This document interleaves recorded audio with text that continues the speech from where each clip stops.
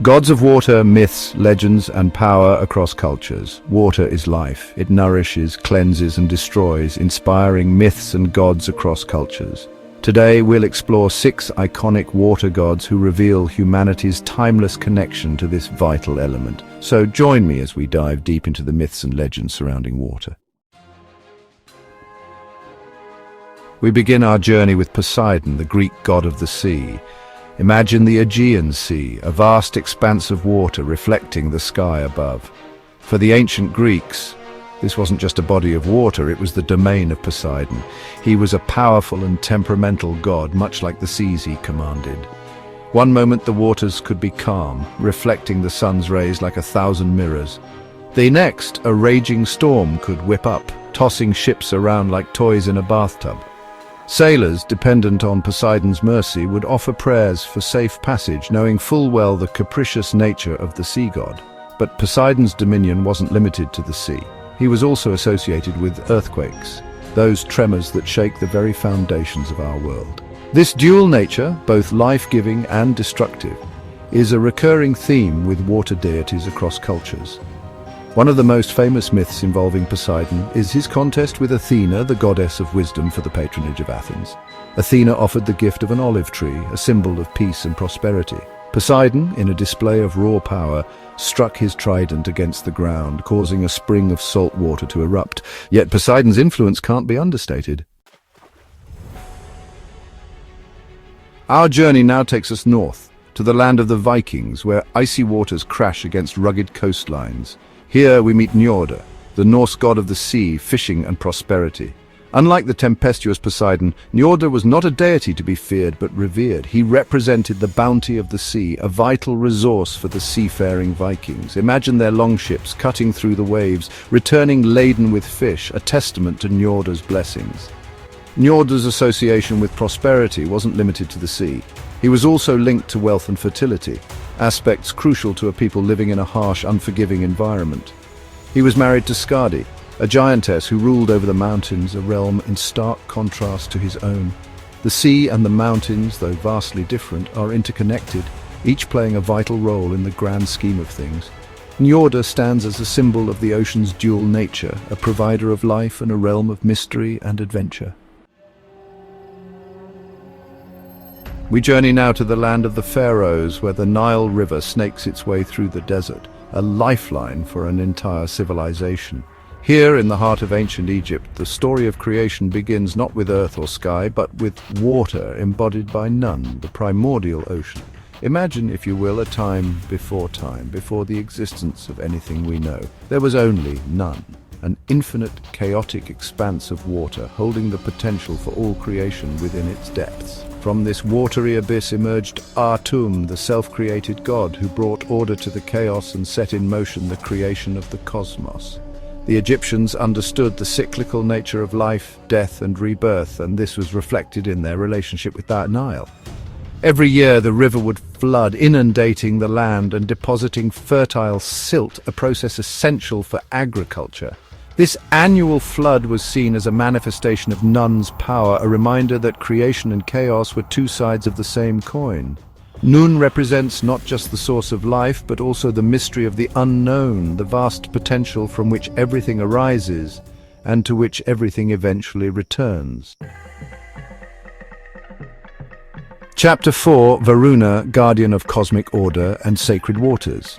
Our exploration of water deities takes us now to the Indian subcontinent, a land of ancient wisdom and spiritual depth.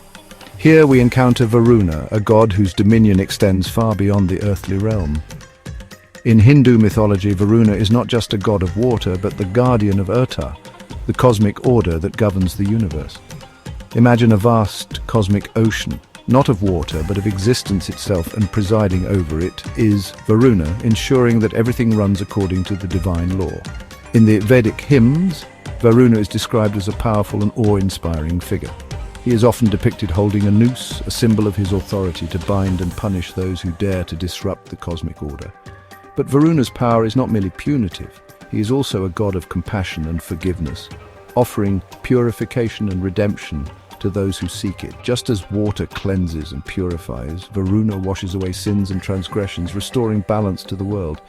Rivers, particularly the Ganges, are considered sacred, revered as embodiments of the divine. Varuna's story reminds us that water is more than just a physical element.